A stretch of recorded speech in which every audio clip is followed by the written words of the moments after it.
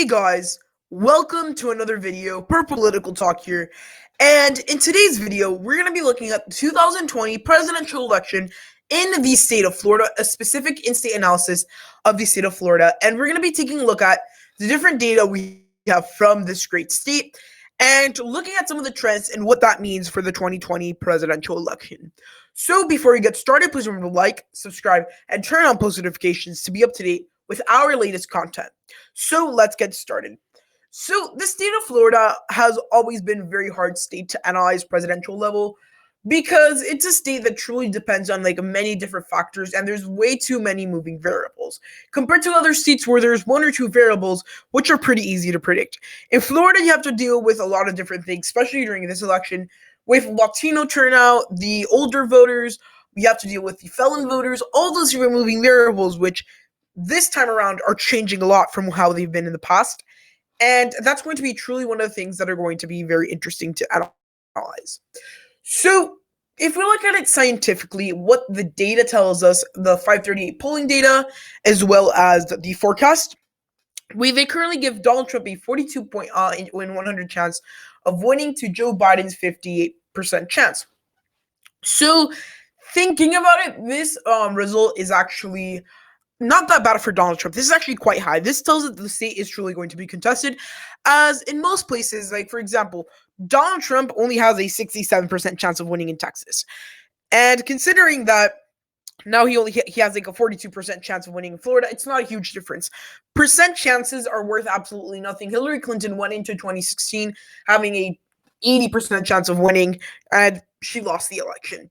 So overall, I think percent chances tells us that, this election does have a chance, especially in the state of Florida, to go to Donald Trump.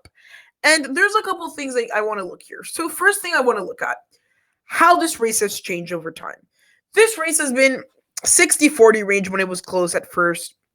It dropped into the point where Donald Trump reached his lowest point in the election, 70-30, almost during the Black Lives Matter movement, in early pandemic stuff.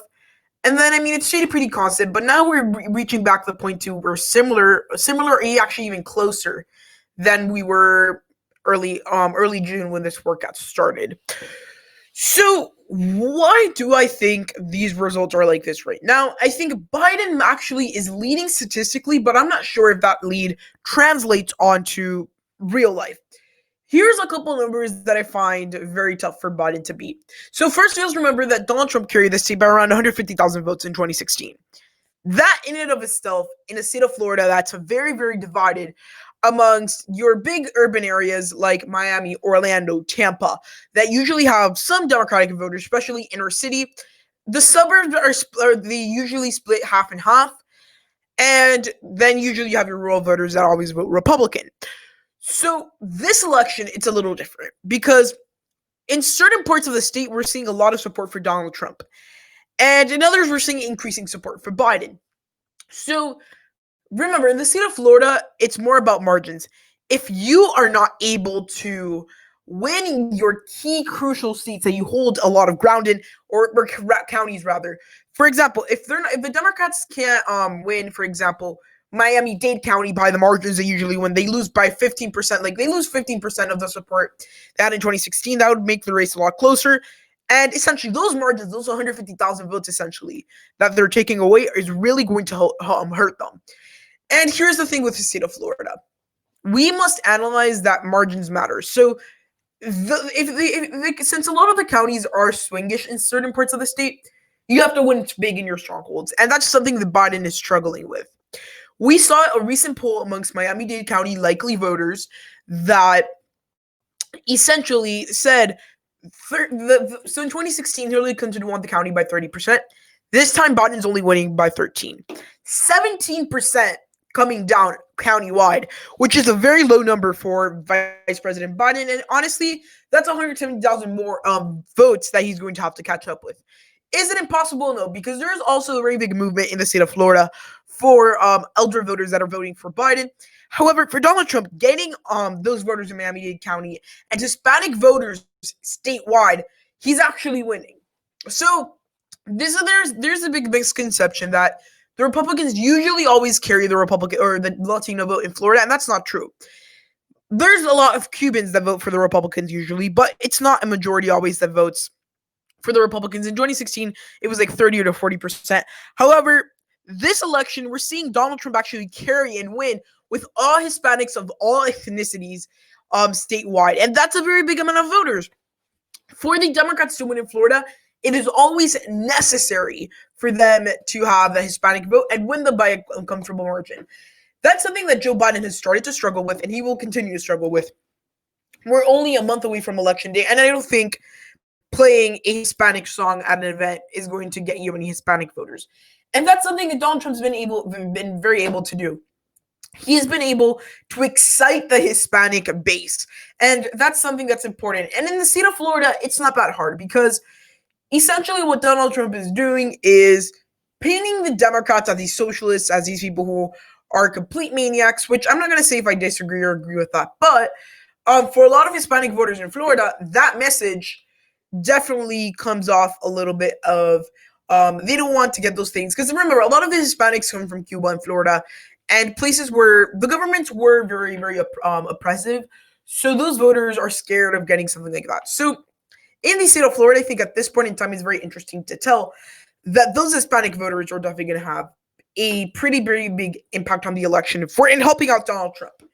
Now, the data shows us that Biden leads in the popular vote by 1%, or maybe 2% actually, because it was pretty narrow like a couple weeks ago. But right now, I would say that it would be very generous to give a 2% margin of victory for Biden at this point in time. I think currently, like the polling data, we have most of it tells us Biden is winning. However, those Hispanic numbers and those numbers from Miami-Dade County were numbers that I think for the Democrats must be worrying, because you have to win one of your big counties where you get the most raw votes by the same amount you won them before. That's like another 2% they're essentially losing, because Miami-Dade County is a pretty big county. So that's going to be interesting. We only have, as of recently, one poll that was ABC News, Washington Post, the highest pollster they have from Florida, A+. Not Trump +4. And I would say this poll, maybe a little bit less for Trump, but I think Trump is definitely leading in this state. Generally speaking, all the other polls that poll a lot more oftenly, we're seeing Biden +3, Biden +2, Biden +3, Biden +2. However, Donald Trump led in that ABC News poll, which I think actually might be a little bit more important than the rest. And at this point in time, this race is going to definitely be close. And at the end of the day, it's going to come down to very specific things. However, I think Donald Trump is going to win the state of Florida. And this is a state that he actually might even get a lot more voters in 2016, or at least stayed the same. Because again, you're losing some of the elder voters to Biden. However, you're gaining a lot of Hispanic voters. So that's something very interesting. And before a lot of you go down to the comments and say, well, it's because the Hispanic voters in Florida are Cuban or Hispanic. And that is a fact. I mean, a lot of the Hispanic voters in Florida are Cuban, Puerto Ricans, Venezuelans. Here's the thing to understand. Those voters, no matter the ethnicity, they voted for Hillary Clinton still more. It was like 60-40, 65-35 split. This time around, they have it at 51-48. So in favor of Trump. So it's going to be something interesting to see in that state. And now we're going to see how they adjust everything and just quickly go through the data, how they have it as written, and then how they weigh it. So currently 538 has the current polling averages, if you just take it raw, 46.2, 48% for Biden. So they took away 5% from, or half a percentage point for Trump's. They added 0.2 of a percentage point for Biden. And then that gives us our polling averages. Then you also had so that was the adjusted polling averages. Then you had everything. So this is like the margin they project after you do the adjusted polling averages, polls-based vote share, today's vote share if the election was held today. And yeah, so they expect on election day the race to be within 1.5 points in favor of Biden.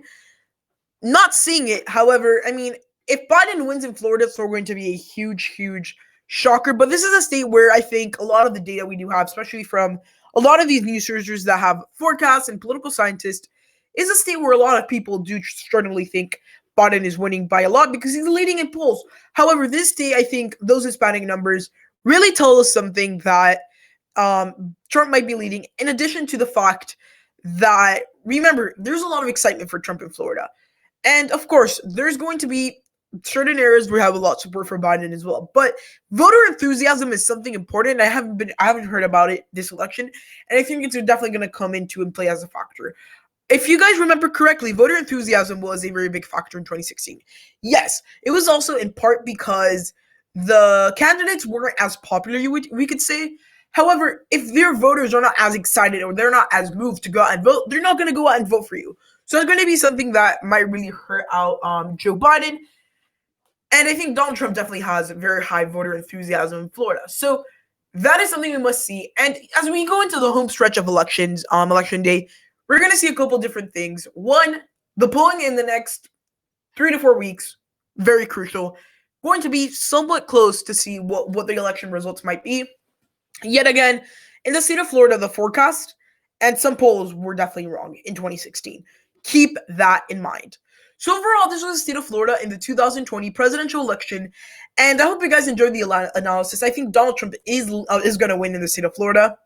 However, things can definitely change. So guys, I hope you enjoyed the video. If so, please give it a huge thumbs up, like, subscribe, and turn on post notifications to be up to date with our latest content. Hope you enjoyed the video, and goodbye.